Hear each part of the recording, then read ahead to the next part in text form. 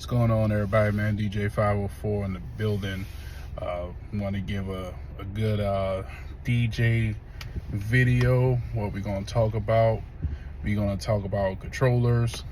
I'll talk about turntables. We're going to talk about the new type of turntables where you don't need no needles.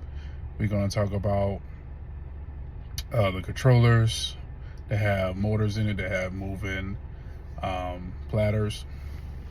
So the ones that I'm using right now, using the Rain 1, those are motor based controller. They have movable platters. I like those. They have a vinyl feel to it. It's like the 45s, but I like using that one because it gives you that feel of scratching. Also give you that feel of you actually scratching on a turntable. Before that, I had the NS7 II, and I had all different types of controllers. I actually had vinyl at one time, turntables with the needles and all that good stuff. I also had the audio box, the Rain SL1 box with that. I also had the NS6. I had that one. I had Pioneers. That was small little controllers I used to carry around. So pretty much had almost every style. And I'm going to tell you why I use the motor controller, which is the Rain 1. So like I said, I like the Rain 1 because it integrates with Serato. All of my controllers that I use it with the integration software. I also had a tractor controller as well. I didn't really care for the program at the time. This was around 2012, 2013. I didn't really care for the program at that previous time. I haven't used it since. But like I said, I use Serato, and I use controllers that integrate with the software. I'm going to show you setup in a couple of days, what I use, all my system setup and everything. Like I said, I like using it because you're able to scratch. You actually have the platters rotating. So when you scratch, when you do a backspin on it and you let go, it goes back forward. So I like that authentic feel of it. Like I said, I also had that NS7 that did not have that, and it was cool. Everything worked, had the cue points, all that good stuff, but you have to make a slight adjustment when it comes down to the scratching. When you move in the platter, there's no rotation by itself, no motor going forward, so you have to learn how to scratch like that.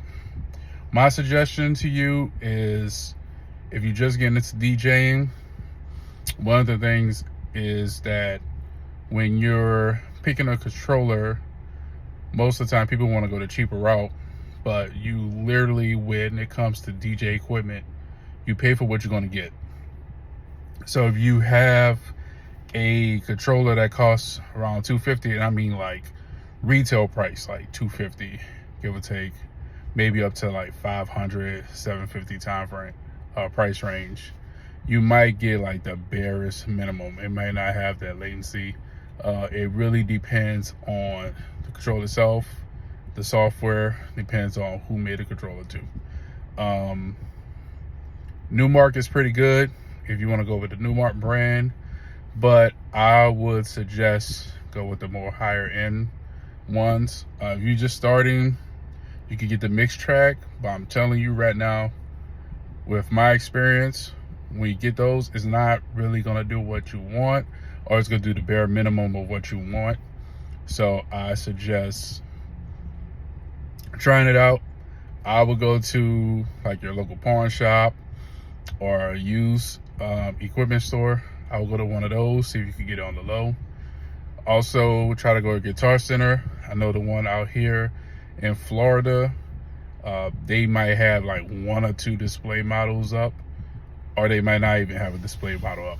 So I will kind of test and feel, see what they have. but I also will look at reviews online, take expert opinion on it. I would suggest the Rain 1. I'm also kind of looking into upgrading to the Rain Performer. Rain has been around for years on top of years, and they have good quality. They function well with Serato, and definitely Rain just been out for so long, it has a good reputation. So I stick with Rain.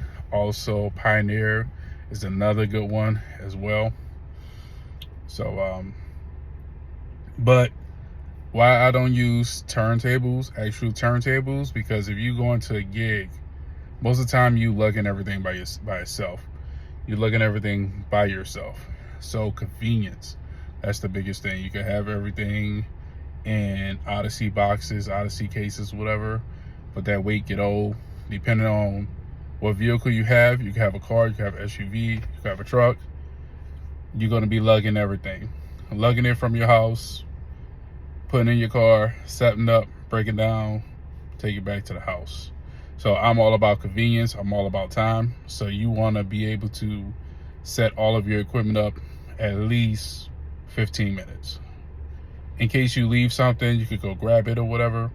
But you want to definitely think about time.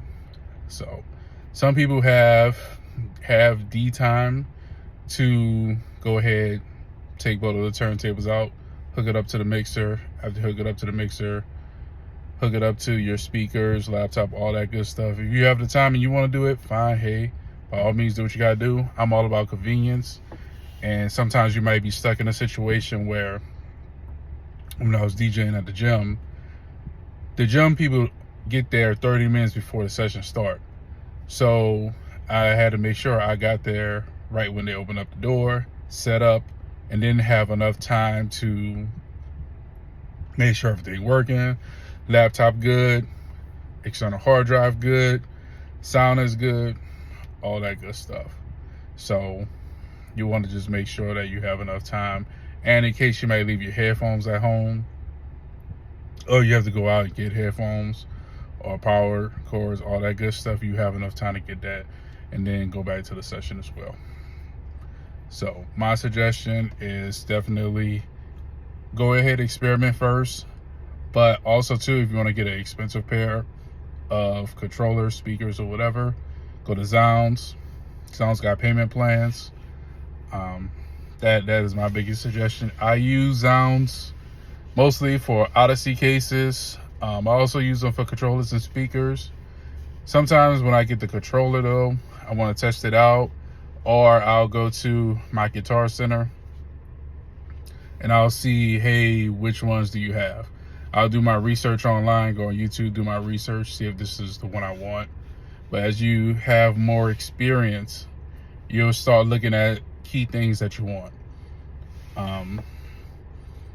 Like I said, like me, if I'm looking for another controller, I know definitely it's going to be motorized. It's going to be motor platters, no matter what. That's just how I DJ. So I would definitely look into that, and whatever you decide, play around with it. Remember too, you can always return it. If you're playing around with it, you're like, I'm not really feeling it, I want to do something else, you can always return it. Zounds, you also have, I think it's like 30 days to return it, so you have time to return the equipment too. So, but definitely do your research before you buy. Shop at your pawn shops if you want to get something, cheap, if you just starting off with. But you're probably going to go through a couple controllers, a couple turntables or whatever. Back in the day, people would get on you for having controllers other than having vinyl, other than buying needles, because they say you're not a real DJ for doing it. You're a DJ no matter what. So don't let that get to you. But definitely do your research, and my suggestion is get a program that definitely integrates with that controller. That's a suggestion. You have some like the Rain 1. You can use it with Virtual DJ. You can use it with Algorithm DJ. You can use it with Serato.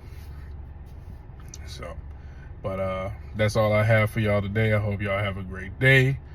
And if you have any questions, like, comment, subscribe, and also leave a comment for any videos and advice that you need. I'm on IG, DJ504JH. Talk to y'all later.